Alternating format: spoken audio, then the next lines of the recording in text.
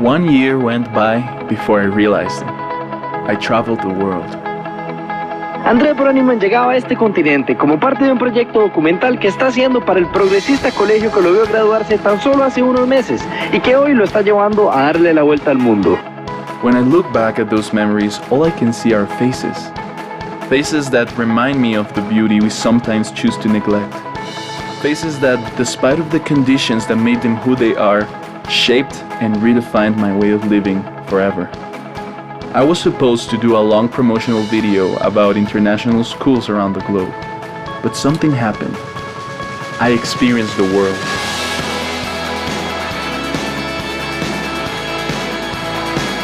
I saw the sun rising from different perspectives. I lived through the contrast and breathed the colors. And at the end of this hectic journey, I found something. Something that I never thought I would ever find, that made me realize I wasn't longer doing just a video. I was spreading through cinema a revolutionary idea. The story of this documentary.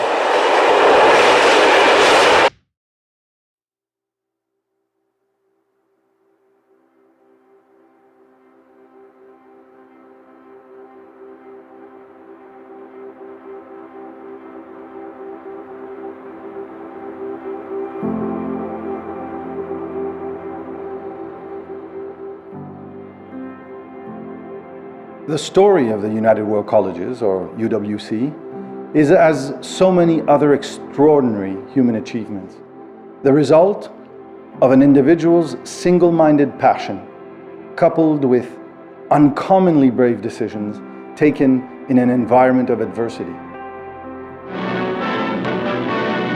In 1962, world peace was threatened by the most critical period in history since the end of the war. The birth of the UWC stems from one man's improbable educational vocation, inspired by the painful self-discovery of his own disabilities, his subsequent deduction of the healing powers of direct experience, and the crucial moral challenges he faced in the period before and after the two world wars. So Kurt Hahn was a German Jew who was an educationalist and was running a school in Germany. He escaped Germany, and he decided to found a school in the UK with the goal of preventing what happened with World War II from ever happening in the future. So about 50 years ago, the first United World College was founded in Wales, called Atlanta College. And the goal of that college was to bring people together from around the world, but in particular people who might be in conflict with each other, so that at an early age they would learn to understand each other and they would be less likely to engage in conflict with each other. But the first concrete vision of Atlantic College came to him in 1955 while visiting the NATO Staff Training College, where he witnessed firsthand the benefits of training mature officers of many nationalities, learning to work peacefully on a common task. It was then that he imagined how even more profoundly transformative an experience it could be if taught to impressionable youth from around the world. Imagine this castle on a hill, in a place where almost nobody lives. In this castle, every second, every day, magic happens. Magic happens in the cafeteria of the castle, where students sit together with other students from 10 other countries and talk about world issues while eating their lasagna. It happens in economics class when students are talking with internationals about economic dilemmas that are plaguing the whole entire world. It happens in the rooms in the castle where students live with different students from a totally different part of the world and live with them and learn to cooperate with them for 24 hours a day. Then it's these very students who go on decades later to become the change makers of their country. They lead the world that we are today.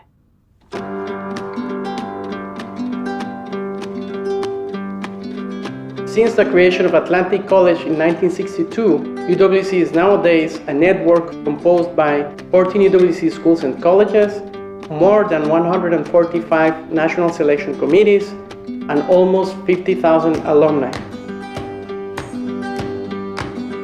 United World College of Southeast Asia, Pearson College in the 1970s. We had Waterford Kamlaba in Swaziland, UWC Adriatic and UWC USA, and then 3 in the 90s. Ipachun UWC in Hong Kong, Red Cross Nordic UWC and Mahindra College in India. Then the final 3 editions, UWC Costa Rica and UWC Mostar in 2006, and then UWC Maastricht in 2009, and that's where we are now, awaiting the addition of 2 further colleges in 2014 in Germany and Armenia. I travel the world with an open mind. I witness humanity's need for impactful and benevolent actions from passionate people. Over the span of a year, I visited 6 very similar yet unique UWCs on 5 different continents. And after living with these students on a daily basis and meeting influential teenagers from all over the world, I started to ask myself, why is UWC called a movement and not just another collection of international schools? And how can something as small as a school be considered a movement in such a big world? By asking these questions, I found an answer that I really didn't expect.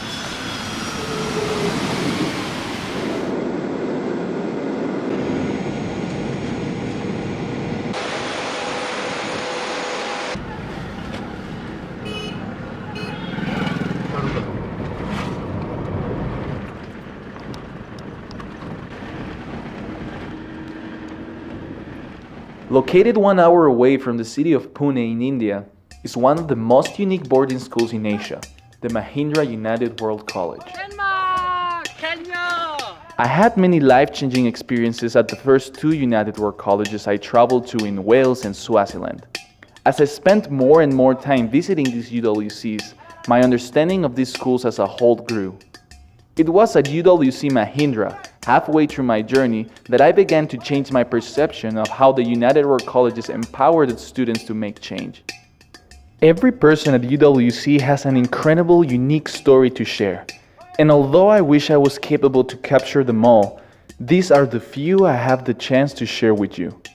The first at UWC Mahindra was that of Fatima Shafa. Okay, are you ready? Yeah, but what am I going to say? Okay, just say your name, age, and country, and, well, your story, okay? Okay. Okay, here we go. 1, 2, 3.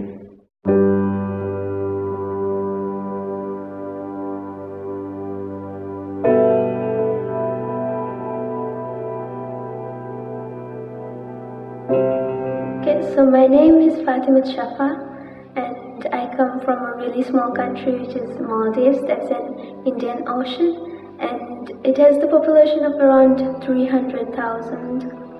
And I come from a really small family as well. My mom, my brother, and my twin sister. My dad, he left us when we were not born. Yeah, my mom was the only one who struggled a lot for our education and food, housing, everything. So she was a teacher before, but she had a thyroid operation, and in that operation she lost her voice.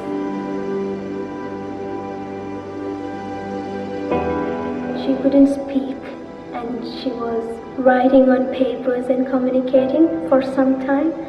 Right now she whispers a bit, but it's not her real voice. And I had a rough time in my childhood. It was like hard. And my sister and I, we weren't able to get like everything needed, so we would share all the time. So in one way it's a good feeling that I always shared everything with my sister.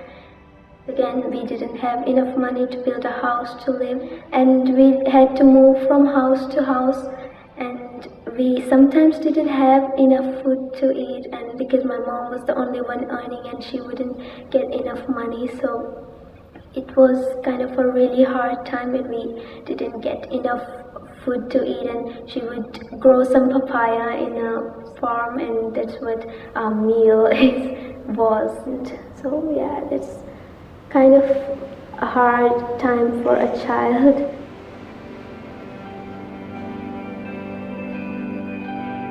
When I got the news I was really, really happy. I was feeling like my life is gonna change from now. And my mom, she was so happy that she got the phone call when she was on the street, and she started crying. I was one of the 2 students who was selected for UWC.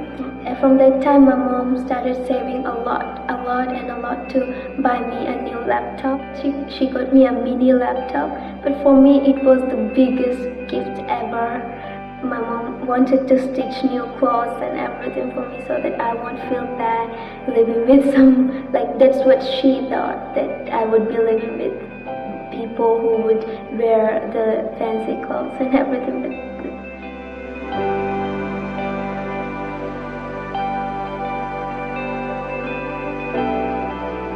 I feel like I'm so lucky to be here in an environment where there is no kind of discrimination, where you're coming from, the background, financial background, family background doesn't matter at all here, and it feels so good, and it feels like it's a different world.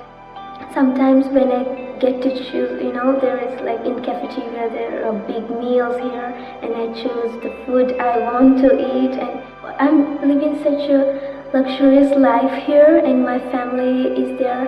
I don't even know if they get food for time. Sometimes I can't even, swallow the food, thinking that once I was eating a piece of papaya for every meal, and now I'm like, oh my god, it's different. It's really, really different. I'm eating such good food here, and I don't know, it's different. Sorry.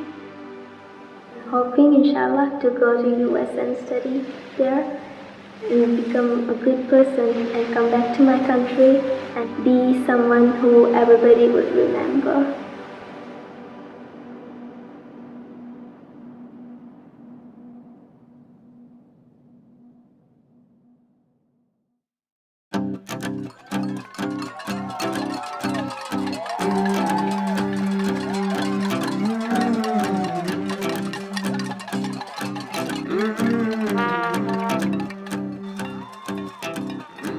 So we're sitting in the bus going to the castle, and everyone was excited. We are finally there. Suddenly, we just hear slamming. All the students were slamming their hands on the windows, and the whole entire bus was like, where are we going? The second years were outside, they were really banging. They had their costumes on, paint, face paint. They had their pots and pans. They were really banging, trying to make me feel welcome.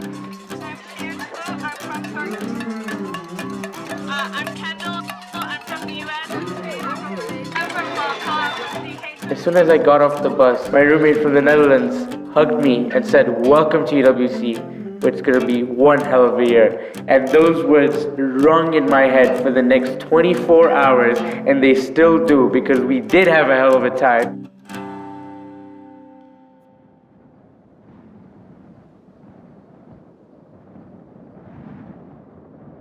UWC is a place where people do the learning from each other as opposed to just from their classes, where you can stay up till 3 a.m. in the day room talking about drone strikes in Afghanistan or about gun control in America with someone who's from Afghanistan. They're cheap labor, low price. That's a flaw in the market, but again, I don't think that other kinds of dependencies between different countries. There's not going to be any more cheap labor anymore, because right. as every country. When everybody is at the top, who's at the bottom? UWC is nothing without the students. When you put more than 150 teenagers from every nationality in one of the 14 UWC campuses around the world, you create something unique.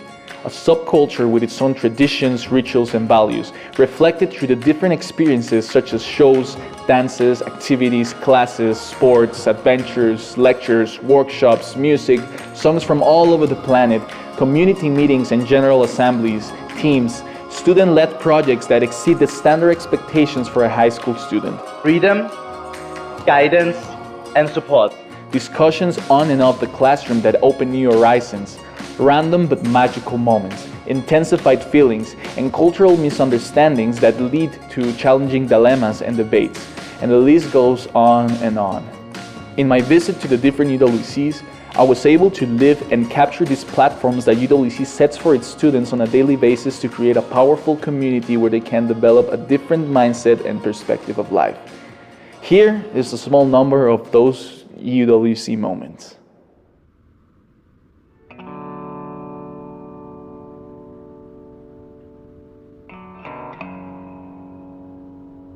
I come from a country where homosexuality is highly criticized. Some people even get arrested when they are discovered that they are gay. When I came to UWC Costa Rica, I discovered out that my roommate was gay. I was so shocked at first because I didn't know how gay people look like, because before then I never was close to any gay person. And then I was trying to find ways on how I would have a conversation with him and ask him more about homosexuality. I remember the first time you actually came to me to ask about it, and I remember I was really shocked because I thought that coming from a very conservative context, you will be maybe more judgmental. He was so happy to tell me more about homosexuality, about his cultural beliefs, and also about atheists. I didn't want to talk about it, maybe in order to maintain a good relationship in the room. But then I learned that maybe by me thinking he was going to react badly, I was the one being judgmental. I was really happy to learn about it, and now I feel that if I find someone being discriminated because he's like that, I can be able to stand for that person, because that person is now my friend.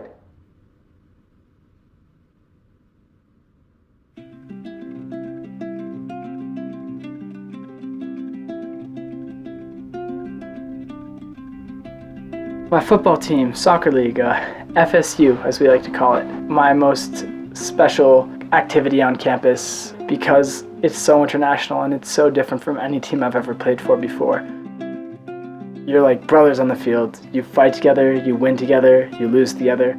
Many of these guys grow up in their respective countries, their respective states, and they play with guys who have the same playing style as them. And then you come here and you're mixed in with a group of students, a group of guys who don't play the same way, and it makes it extremely unique because they're united by one thing, which is the game that they all love. You have your captain from the Netherlands that you look up to so much that you just want to play with. You have a guy from Japan who every time he knocks someone over helps them up even if it wasn't his fault, and is constantly apologizing because he's just one of the best people you've ever met on and off the field. And then when you win the game, on the way back home, you have your goalie from Swaziland who turns up the music all the way in the minibus, and it's an African chorus song, and starts screaming it. And next thing you know, everyone on the team is screaming an African chorus song at the top of their lungs as we barrel down the highway, and it's just special.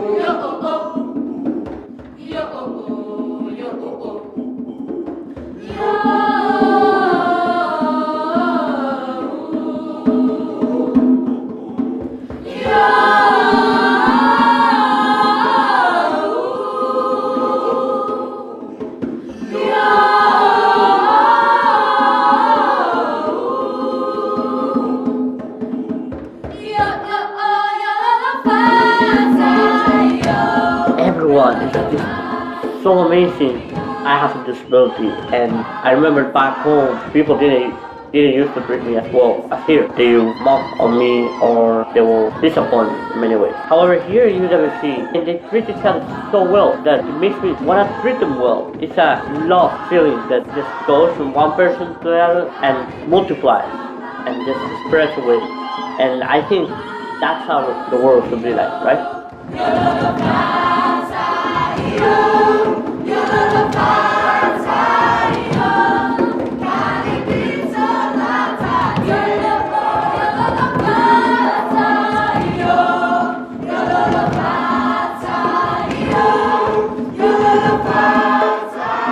You know you're probably never gonna see them again. You know you're never gonna have these moments again, and so you just wanna cherish that and take as much as you can from this experience. Well, yeah, UWC is definitely home. That's the perfect word to describe it. The UWC Atlantic College is amazing school in the world.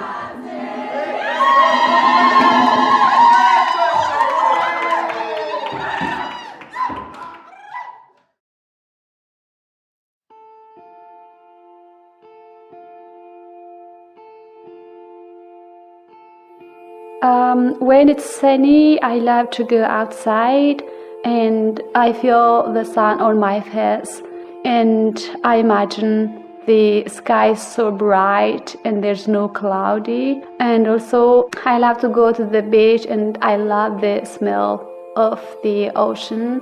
It smells so wonderful for me and I feel relaxed and play with the water. I am Marta. I am from Ethiopia and I am blind. I lost my sight when I was 4 years old and then I went to boarding school for the blind in North Gondar and I learned how to read and writing Braille there. Marta's performance was similar to the academic record of other students we had taken from similar schools in Ethiopia, but as you know, she was blind. One of the things we thought, wow, that's somebody who's got a lot of drive and wants to do amazing things both for herself and, in her case, for other visually impaired people in her home country and around the world. When I came to Pearson College, it was a challenge to navigate the new environment because everything is new. After 2 weeks, I navigate the direction, the campus, so I feel good. Most of the students were scared of me because I think they don't know a blind person before. However, there was one person that wasn't scared of me. The first time we really started to interact and I guess our friendship started to really form was probably in biology class, when we sat next to each other and we'd always talk over different diagrams and we went to the whale soon afterwards. And it was so interesting to me because Marta looked at everything in a different way. So it was like learning twice in the same class. She explained to me the whale, how their fingers and their arms are joined. Even though her accent was tough to understand for me because for me she has a unique accent, USA accent. We both are from different societies, different culture, and we have our own perspectives. Also, she's sighted and I'm blind, but it doesn't matter, still we are best friends. Over the 1.5 years that I've known her now, she's gotten so much braver and she has so much more willingness to try new things. Marta, would you like to do this? Maybe, and then we'll try it. And with that trying, she usually ends up succeeding in some way, and that's what's great about it. Marta is a role model for everyone because of her endurance to achieve her goals despite her lack of sight, and I find that really empowering. But I think when people see how well she is doing and how hard she is working and how much of a challenge she is facing, literally not being able to read, to see, so I think she's been a real inspiration of what it means to be tenacious, to have great motivation, not to give up, to have a smile on her face, and to face adversity and challenge with aplomb.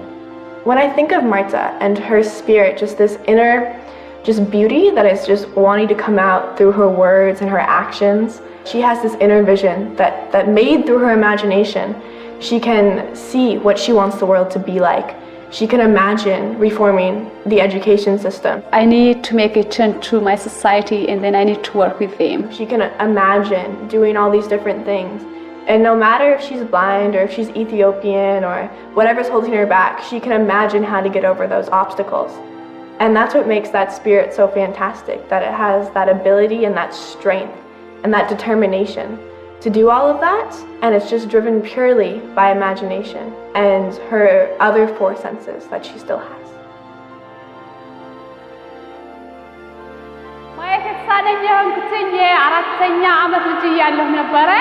ከዛም በኋላ ወደ አይነ ስውራን አዳር ትምህርት ቤት ሄድኩኝና ብሬልን ለማንበብና ለመጻፍ በቃ። Now that being blind is not a barrier to finding my way around Pearson College, I feel more confident to take on new challenges. አመሰግናለሁኝ። Thank you.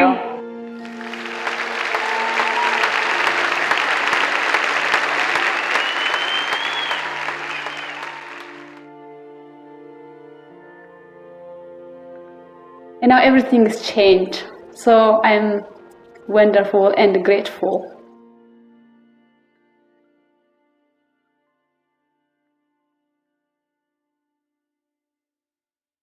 And education is the ultimate key, because it is not only about the academics and the subjects and what you can learn on books. Education is about empathy, it is about problem solving, it is about collaboration, it is about creativity, and it is about passion. At the end of this journey, we end up, in fact, using education as a force to unite people, cultures, and races. And I don't think we ever intended to. It just happened. It's not just an international school, it's as they say, it's a movement. You know, they bring people here not just because they want to bring them together. They want to bring these people here to make a change. You know, they teach us how to be leaders. They teach us what to do. They teach us how to see the world with a different perspective. You know, to embrace the whole thing. You know, be closer to your friends. Make a new community. You know, to interact with other people. It's not just bringing people to one place and then expecting them to learn what we're teaching them. It's to create this new community, this new family, so we can, you know, change the world. That's what it is. It's a big idea, so that us little people can make it a reality.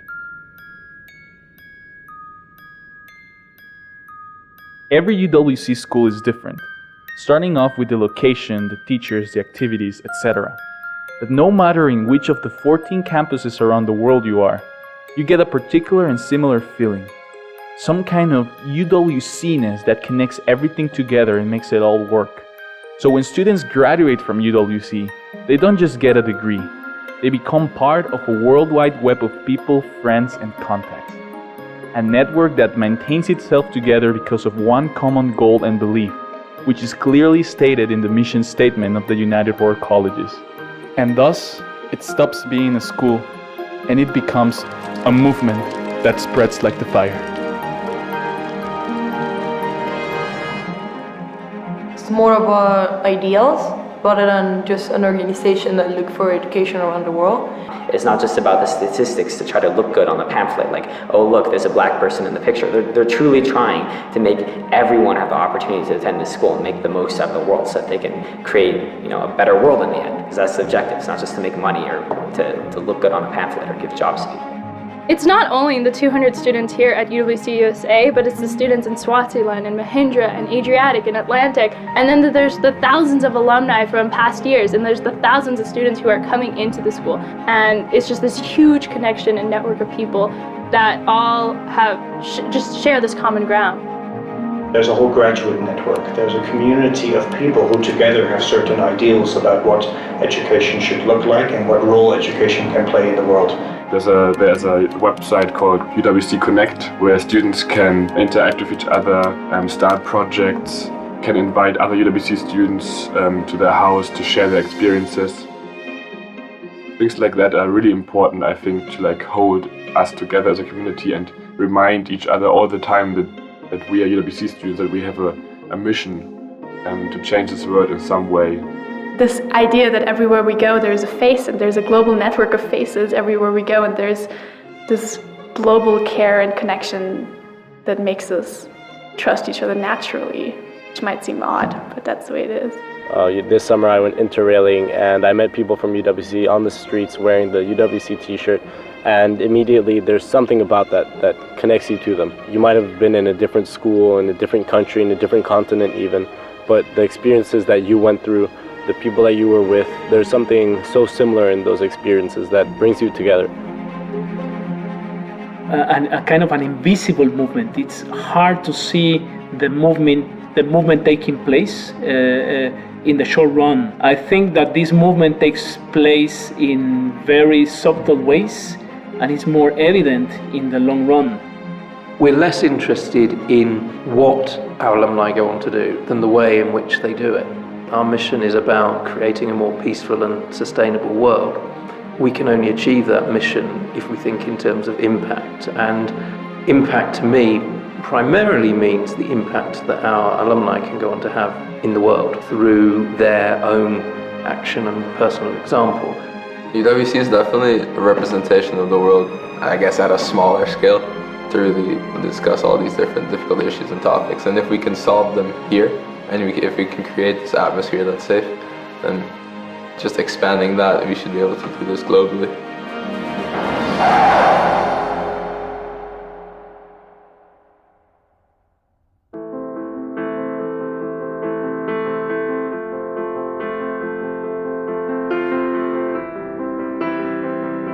Every time when I come back to Limon, I realize how life has surprised me.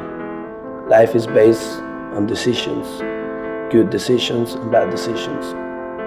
4 years ago, I decided to follow my passion. My name is Kevin Molina. I'm from Costa Rica. I'm 19 years old. When I was 12 years old, I got the opportunity to be in a soccer academy. Since then, I got this crazy dream to become a professional player. I come from Limon, the Caribbean part of Costa Rica. This place is very dangerous and unsafe. A lot of crimes, drugs, violence in the streets, people murdering each other. It was very, very, very rough to grow up there. In Limon, I met several people. The most important ones, my friends. I spent a lot of time with them in school, like playing football all the time. But later, the situation will become sad and upset when they decide to not the right decisions and they start going in the wrong ways. 4 of them are dead now. 2 of them are in jail. And I don't know what happened with the 4 or 5 of them. I don't really know what's going on with them now.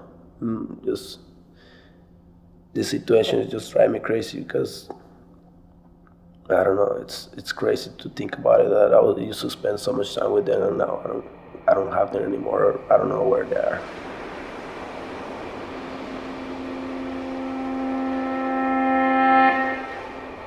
Because of my friends and my own decisions, I did a lot of mistakes. I started selling drugs, being part of violence, being part of the reality in Limon.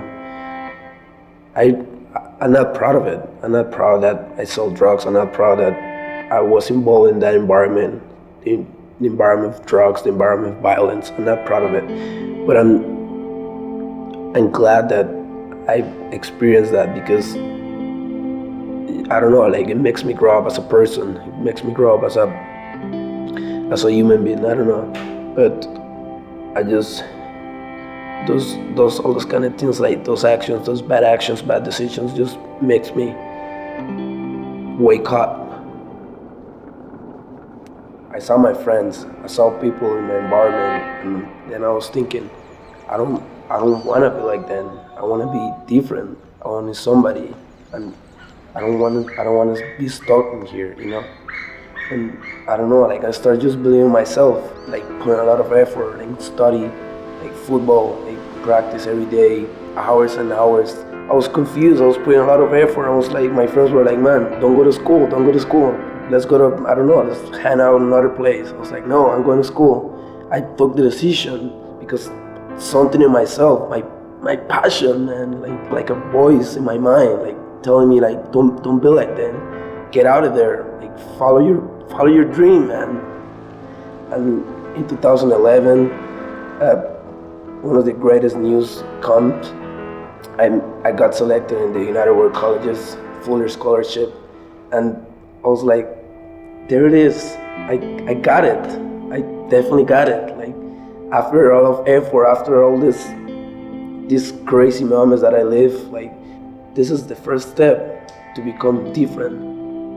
Those people, that community, they were like me. They were like trying to follow their goals. They were trying to be someone, like trying to change society. And I was like, this is what I was looking for. I don't know. It was great. It was really great. 1 year ago, I graduated from United World College, Costa Rica, and I won on a scholarship to play football in the US. I'm doing great. I'm just living my dream now.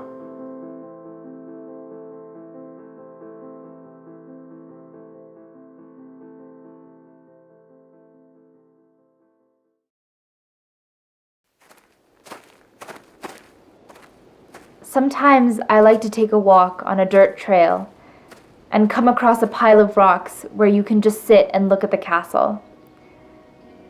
But there I realize that the castle is only a structural symbol of what happens within its walls. And you realize how alive you are in that moment, because not only are you physically using all of your senses to take everything in, but you know that subconsciously you're internalizing an experience that goes beyond the castle, which used to be the symbol of UWC, and instead UWC becomes a symbol of how you have chosen to live your life. I always wonder how many people have sat there before me and also felt this way. And that while for me in New Mexico it might be sitting at those rocks, and for someone in Costa Rica it might be something else, or for someone in Canada it might be walking in the woods, in Swaziland it might be sitting at the top of a mountain, or in Wales it might be walking on a coastal path looking out at the ocean, and in India it might be watching the sunrise from an internet tower.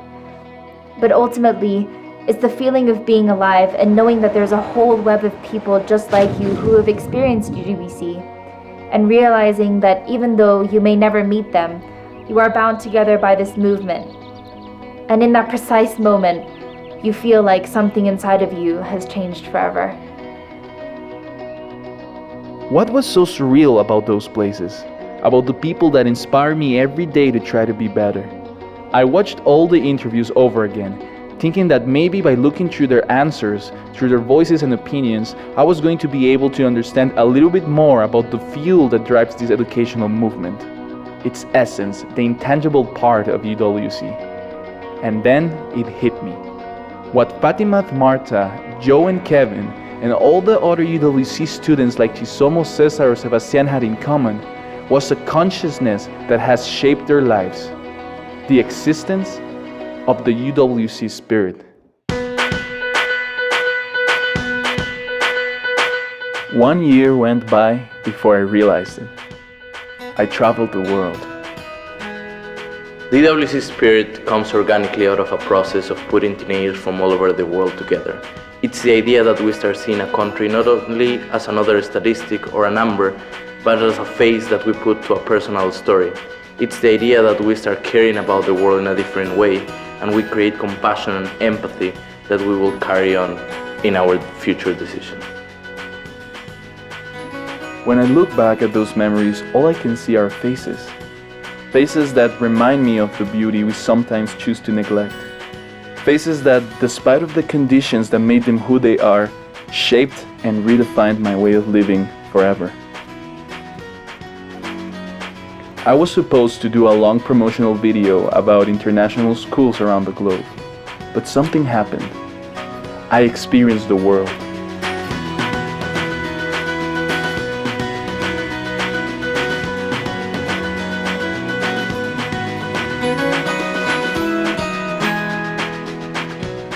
I think what we need is come alive. Do what makes you come alive. And when you do something that makes you come alive, there's a spark, and you can end up sparking those around you. And I think that's what UWC does, is it makes people come alive and understand who they are and what they want to do. And when they go out in the world like that, it ends up changing it. I saw the sun rising from different perspectives. I lived the contrast and breathed the colors. And at the end of this hectic journey, I found something. Something that I never thought I would ever find. Something that made me realize I wasn't longer doing just a video. I was spreading through cinema a revolutionary idea. The story of this documentary.